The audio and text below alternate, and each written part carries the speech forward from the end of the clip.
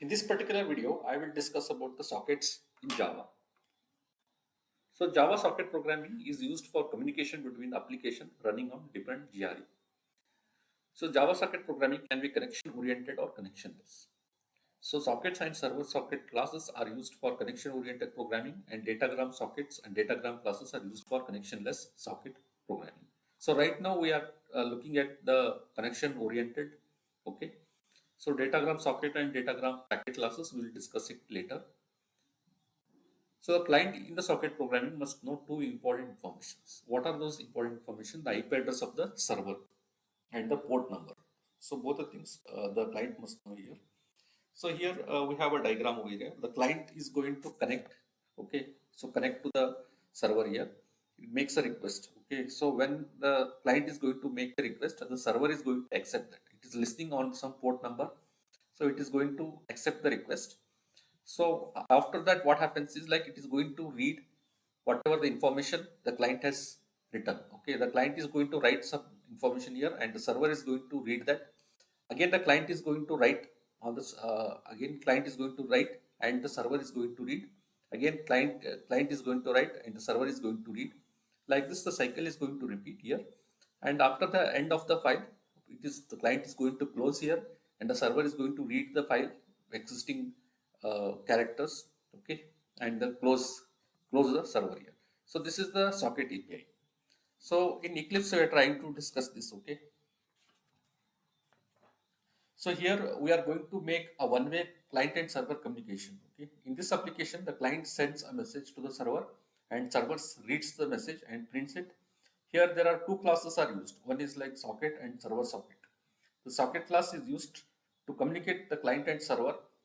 Though this class we can read and write the messages, the server socket class is used at the server side. The accept method of the server socket blocks the console until the client is connected. After successful connection, it returns the instance of the socket at the server side. So let me try to discuss what exactly it is.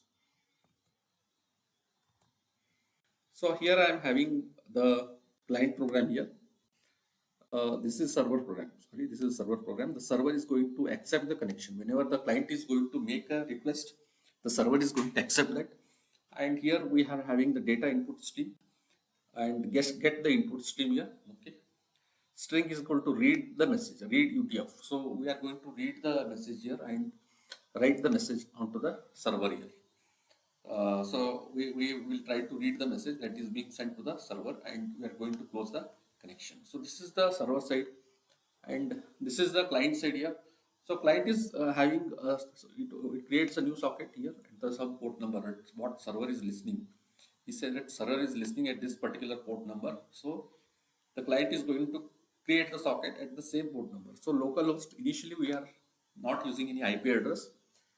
I say that localhost here. So data output stream, it is used to write. Okay, it is used to write to the server.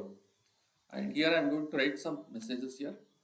That is the high server, and flush the, and again I am going to close this. So after this, here I am going to close, and we have a exception catch here. We are going to have exception caught. If there is any error, we will get an error. Okay. So this is server, and this is the client here. So the server is also going to create the data input stream to read the message. Okay, what is written by the client. And here also I am going to read this message, and I am going to display the message here. Okay. So let me run this. First we need to run the server here. I am going to run the server. Okay. Run the server. So server is running at some port number. Okay. So after this, what I am going to do is I am going to run the client.